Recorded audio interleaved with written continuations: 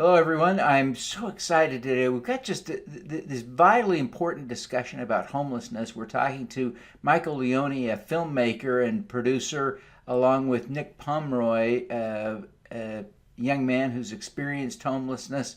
And we're talking about this incredible American problem of young street kids. Michael started a nonprofit called Spare Some Change. We'll talk a little bit about that as well. So stick around. You don't want to miss this episode. Welcome to the Your Mark on the World show with your champion of social good, Devin D. Thorpe. Michael, Nick, welcome to the show. Oh, thank you for having us. Well, I'm excited to have you. It's a great conversation that I'm looking forward to having with you. Nick, I want to start with you. I hate to put you on the spot. You've been through some challenging stuff. I wonder if you'd be willing to share some of your experiences with us, just to set the table for this conversation. Some of my experiences on the street. Yeah. So my first experience on the street, I actually had a house burned down in Texas shortly after me and my wife split up. So I was immediately homeless after that. How old are you then? 15, right? No, I wasn't 15. I was 19 when that happened. So the first experience with homelessness I was 15. Afraid to go home, abusive father, my neglectful mother, both alcoholics. And just afraid to go home. So that was I was 15. So the first night I was afraid to go home. So I had nowhere to go. You know what I mean? Yeah, yeah. So from there, I knew that I had to take my life into my own hands. I got my GED, got a job, got my own apartment. At 17 years old, I ended up getting married. I had my first child shortly after I got married. I then moved my family from Mississippi to Texas, where I could go to school, to college. Attending college, my marriage fell apart. She moved back to Mississippi with the kids. Then my house burned down. So when my house burned down, that's when I started experiencing, long periods of time on the streets. So my childhood was filled with drugs. I started using crystal meth at 11 years old, smoked crack for the first time at 12. So whenever I was in Texas, my house burnt down, my kids and my wife just moved back to Mississippi. I had the choice that I could go back to Mississippi and I could go back into that same life that I was living, or I could venture out and I could find something better for myself, because I knew that wasn't the life meant for me. You know what I mean? So I ventured out and I tried to find a new life, but drugs kept playing a part in it. I got to Hollywood. The life in Hollywood, the street life in Hollywood is rough. Prostitution, all kinds of, crazy things, drugs. Then by the grace of God, I met Michael Leoni.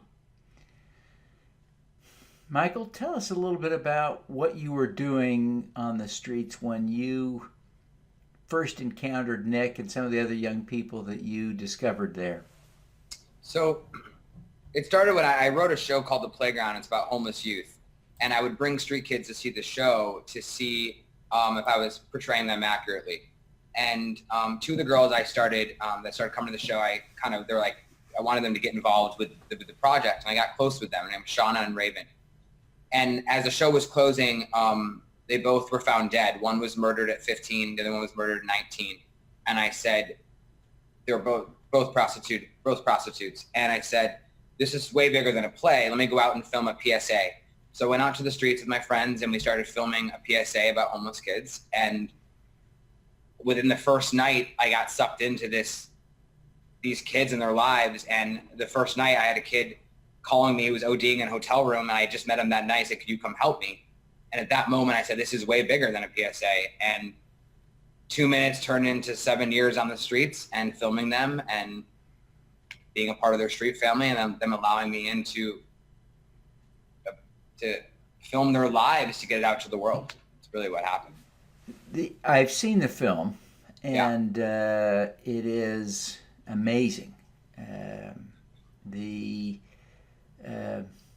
it really is allows the viewer to see, and I guess by proxy experience a little bit of that life, and to get a real sense of it. And it's extremely painful, but there was an element of hope in that. Nick is kind of a success story that's featured in the film, and there's a hint of the potential to help these kids. Michael, what's the key lesson you took from the experience in terms of interventions for homelessness? Yeah, I think one of the biggest issues out there are a lot of organizations out there that are doing great things for kids. The biggest thing that I found on the streets is that they're not getting individual attention. So if they're feeding 100 kids in 2 hours, what kind of attention are those kids getting? And to me, they didn't have the self-worth. They weren't being paying attention to anyway. So to me, that's the biggest element that's missing. And we found that if you spend one-on-one time with each kid, that's when you start to see the potential. That's when you start to say, oh, I have self-worth. You know, Green's, one of the kids in the movie, always says, you know, you can't believe in yourself unless you're believed in. And that always resonated with me when he said that, because you know, they're running around with no self-worth and no one loving them. And it's like, wait, you care about me. And they'll test you. They go, do you really care? I mean, they tested us all the time. And to me, that's the only way to really make a change, is to look at them as individuals and go, hello, I'm going to help you. You're worthy of help. And that's really what I saw. That's the biggest thing that's missing out there, is the individual attention. There's not enough programs, not enough people. Nick, what do you think? As you think back to your experiences, what are the interventions that at different points along your path might have helped you to either avoid ending up on the streets, or would have helped you get off the streets sooner? And what did help you ultimately get off the streets? What was the key? It was that one-on-one connection. It was just like Michael just said. It was that somebody believing in you, and not just coming out there and saying they believe in you just so they could get results. You know what I mean? It was a genuine care. It was a genuine, I believe in you. Like you're worthy of love. You're worthy of a life lived abundantly. You know what I mean? Yeah. And I think a big problem in this society is that a lot of kids grow up feeling not worthy. Yeah. There is this correlation, and you talked about this, Nick, in your own experience, between homelessness and addiction and drugs. And yet, it isn't clear to me that either of you think that drugs cause homelessness or prevent one from becoming. What is the correlation? What's going on with drugs and homelessness, and how do we disconnect those, or do we need to, are drugs an irrelevant part of this conversation? Well, the thing is like, look, and like Nick was saying, I mean, I have kids on the street that, like, Greens was a meth baby. His mom was using meth throughout his pregnancy and his childhood. So when Nick was exposed to crack and meth at that young of age, that's all they know. But what I will tell you is that being on the streets, not having where to live, prostituting to survive, I would probably be a meth addict as well, because that keeps you from eating.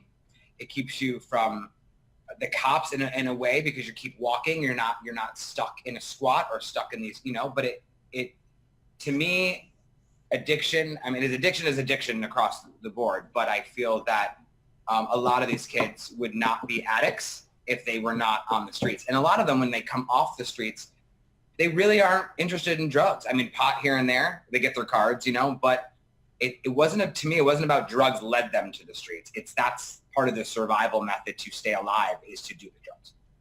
And that's what I saw. Nick, how does that sound to you based on your experience? So I was exposed to drugs at a very, very young age. And it never, I've always had it in me that I'm not a bad person. So when I got into drugs at a young age, it was for money. You know what I mean? I started learning how to cook crystal meth. I started learning how to cook crack. You know what I mean? And I would use it here and there, you know what I mean? But my full on addiction didn't come forth until I became homeless. Interesting. So, in a way, Nick, it feels like, and Michael, I think you kind of got at this too, that the drugs don't cause homelessness, at least not in kids, so much as the drugs are a symptom and the addiction is a symptom of homelessness. Yes. But the homelessness causes the drug addiction as much as anything. Of course. I mean, you look at addicts that aren't homeless, it's still the self-worth. It's still the numbing of what happened to them or what they can't deal with. So it's just another extension on the streets of that, and what they have to do is survival and each day. Michael, when will the film be released? So the film released November 29th. We played in LA. We had a premiere in Westwood. And now we played in Chicago, Fort Lauderdale, Oklahoma's coming up. So then we do the East Coast in February. Great. Information on our website, americanstreetkid.com. It gives a list of screenings all over the country. Okay. Are you submitting the film to festivals? We already did that. So we played about a year in festivals, at different festivals around the country. So excellent.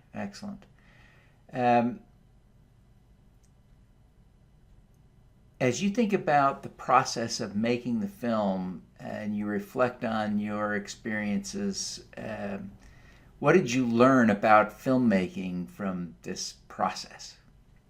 Well, what I did learn is I have another feature film coming out that's not a documentary. And once you can edit a document, we hired many editors, and when it came down to it, I really had to sit in the room and do it myself, really. And what I've learned is the hardest thing I've ever done. And anyone who wants to make a documentary, just prepare yourself. It's no joke with all this footage, because you go and shoot all this footage and you have to tie it into an hour and 40 minutes. I could make a 10-part miniseries with the footage I have. So I learned a lot about that, and it makes it so much easier as a writer now and as an editor, director of other films, because it's so easy. Like, oh, this is just a script. I just have to edit this. Wow, this is easy. Yeah. So documentary is no joke. It's very hard, and you think you're going out to make one thing, and you end up making something else. So interesting. Yeah. Nick, how did you and your friends get comfortable with Michael and his work? His persistency. His consistency. He was there every day. You know what I mean? Yeah. Morning, he was there. Nighttime, he was there. People have certain intuitions. You know, when you meet someone, you can feel them. You know what I mean? Well, yeah. I can. And I knew it was genuine. You know what I mean? You knew it was genuine. You knew he was out there. He was really concerned about kids being on the streets. Yeah. Nick, you've been clean for a while, clean and sober. What are the biggest threats to your success, and what are the biggest opportunities? You know, what excites you most about the future? What excites me most about the future? The future. I'm sober and clean, and I have a lot going for me. You know what I mean? I still have my mind. I still have my wits about me. You know what I mean? I didn't lose myself in the 10 years that I spent on the streets on drugs. You know what I mean? Like, he's like a 60-year-old man. He always has been. He's an old soul. He's a very mature, and I think he can do anything he wants. Like, literally, you could do anything you want. Yeah. Oh, that's great. Michael, tell us a little bit about Spare Some Change, your nonprofit. Yeah. So while we were out there, we were like, how do I help these kids? And we were literally taking them into my house and my producers' houses. And we're like, how do we do this? And I realized what is missing. At first, you're against all these people that hurt the kids, whether it be a nonprofit or a rehab facility where kids were taken advantage of. So there was an angry part of this. And then I said, okay, how do we all come together? What can I do to make it come together? So we started a mentoring program. And that's what Spare Some Change is. It's a mentoring program that we're working with a great nonprofit in Los Angeles called The Million Drops. Look at them up. They're amazing.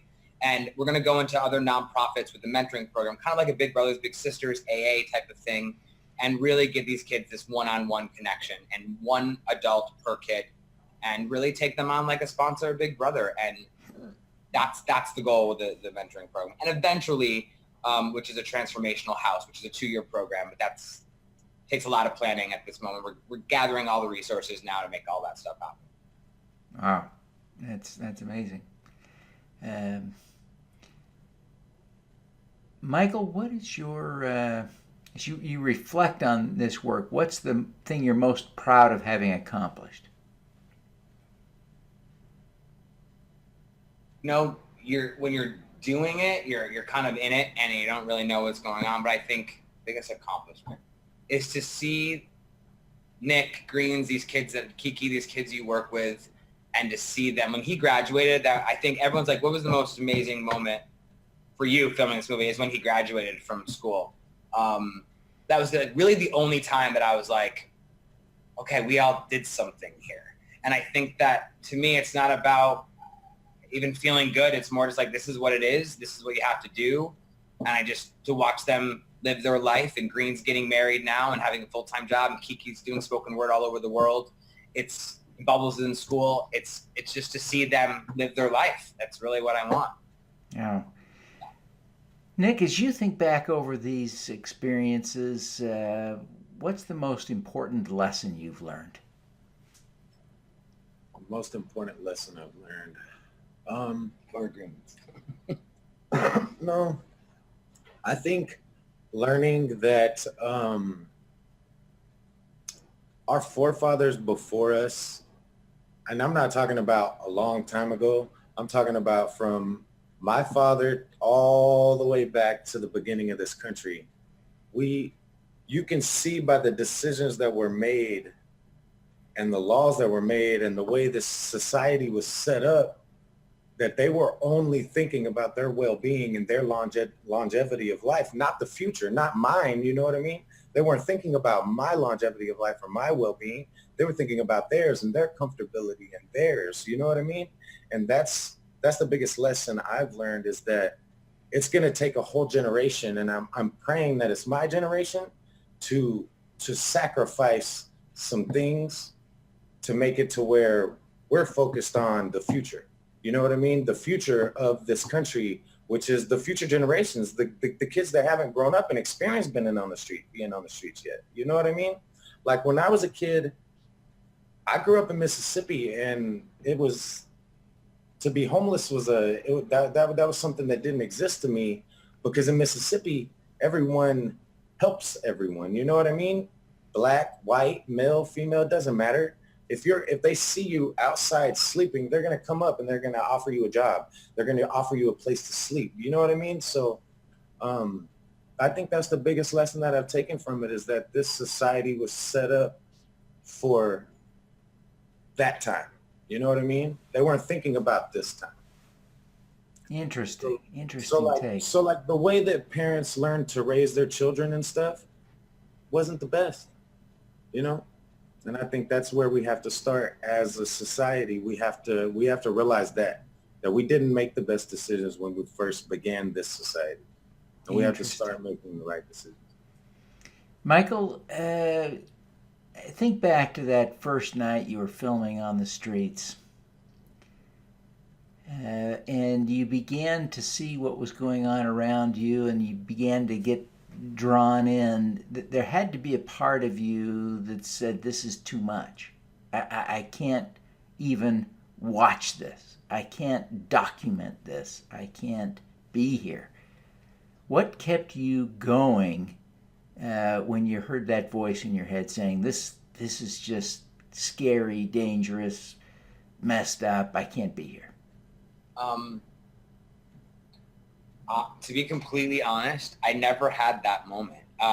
I feel like I was protected the whole way. I mean, the first night a girl was raped, there was gang members coming up to me with guns. I mean, gunshots everywhere. I was like, there was never a fear, to be honest. It was more just like, this is what I have to do and I'll die doing it. It was like this weird thing that never came over me. Now, once they were in my house and the relapsing started, then I was like, okay, this is, I'm in over my head. Because it's like almost like the Wizard of Oz, right? Okay, you get them off the streets, you get them into a program. It's like Emerald City. Yay, they're saved.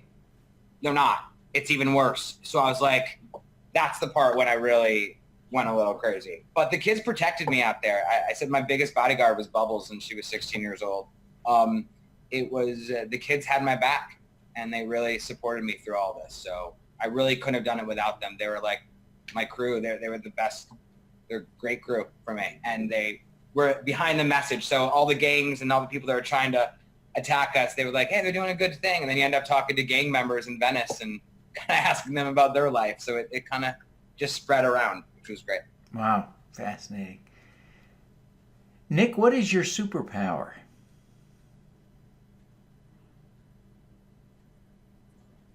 My superpower, probably my adaptability. Yeah. I can adapt. I can adapt to anything. That's great. Michael, what about you? What's your superpower?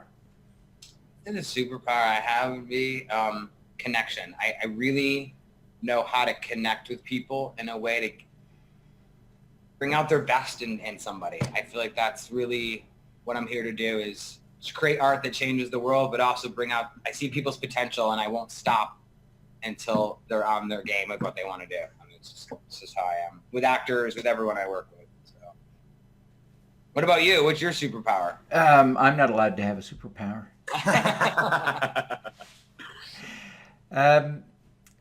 Michael, thank you. Nick, thank you so much for taking the time to be with us. This is such an important discussion. I think above all, if nothing else, you've helped us to remember that the people we see on the streets are people. And they are worthy of love and affection and attention. And that's a powerful principle. I appreciate you sharing that with us. I would say we're all that, right? What's that? That's a lot of people see this movie is like, it's about humanity. To me, just what you said, Diamond Kids on the Streets, all of us as a society, as people, right? We're all human. Yeah, great point. Well, Michael, before we go, would you take just a minute and tell people how they can learn more about American Street Kid and Spare Some Change? Yeah. So you can go to our website, americanstreetkid.com, and you can see the trailers and other organizations that we're connected with, and look for screenings in your hometown. We're doing a tour across the whole country, so look for those cities. Fantastic. Fantastic. Yeah, well, Michael, Nick, thank you so much for taking the time to be with us today. We wish you every success in your lives and in your professional endeavors and your films. We want to see you make this all work. So thank you very much for being with us today. Thank you very much. Thank you, Devin. All righty. Now, let's do some good. Thank you for listening. Devin Thorpe's mission is to end extreme poverty, improve global health, and mitigate climate change before 2045 by finding and sharing the stories of those who are doing the most good. You can join with other listeners to accelerate Devin's mission by visiting helpdevin.org right now.